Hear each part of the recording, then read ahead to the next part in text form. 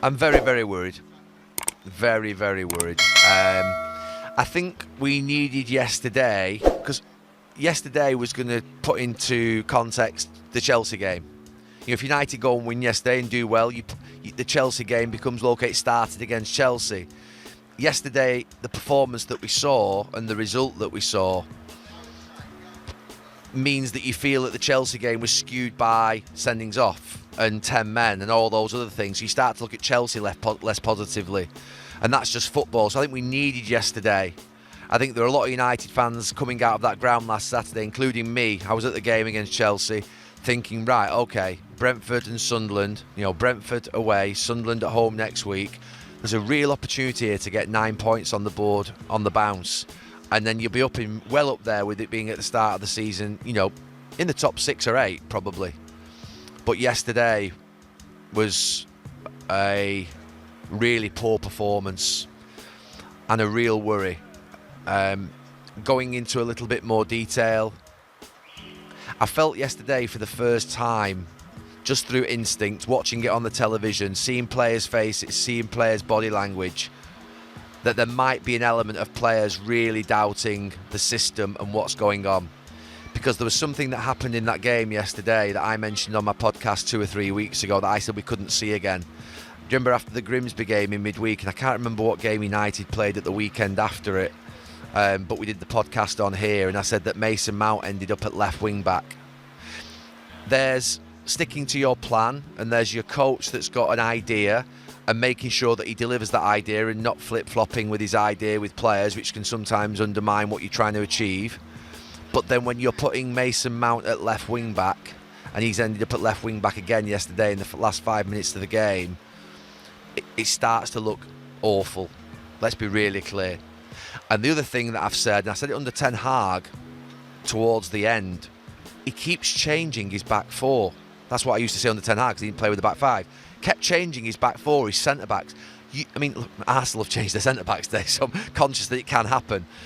But yesterday, there was a shot of Shaw and Maguire on the bench, I think maybe 5-10 minutes from the end of the match, and they deserve to be on the bench, by the way. I've got no problem with that.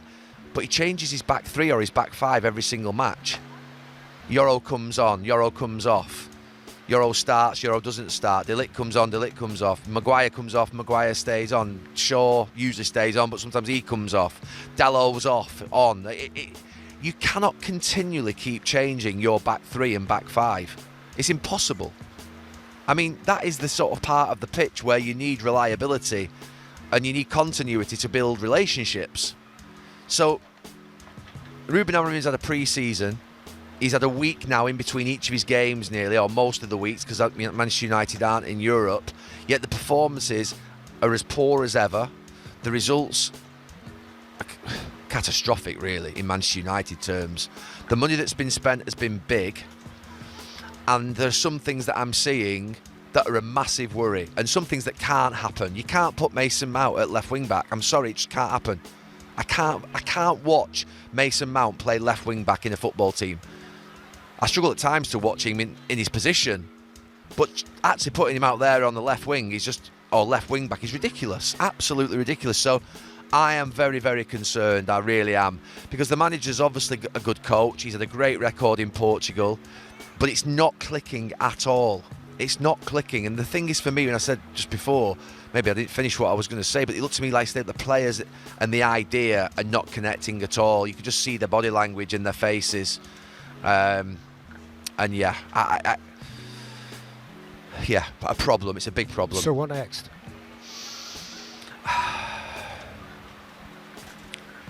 I think when it gets to this point, you've got to see what happens next Saturday against Sunderland. I think you've got a game at home against Sunderland, and Sunderland, as we know, are obviously in decent form. But if that game goes against Manchester United, you're going to start seeing very, very, very big questions being asked of the ownership. Big questions. They've brought a young manager in. He's played a completely different system. They've invested in a completely different system. They brought Dorgu in and they brought other players. And if they were to be 14th, 15th, 16th in October, which was where I said at the start of the season, if Manchester United are where they were last season in October, it's not a one-off. It becomes what you are, and it becomes a pattern. And then managers come under huge pressure. We've seen what's happened with Graham Potter in the last few days. So, look, that's why I'm worried.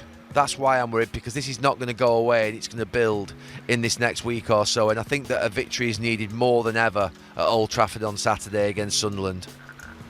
Yeah, tough times for Manchester United, and they have been for quite a while now.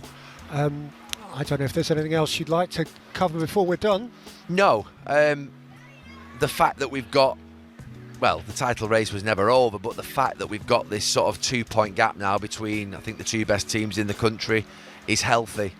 And yeah, I'm just seeing Eddie Howe's face here. Imagine tonight, honestly, for a football manager, they go home and they put everything into the week. And yeah, but I think for Arsenal, that's the story of the weekend. What's just happened there? That's very, very big for Arsenal.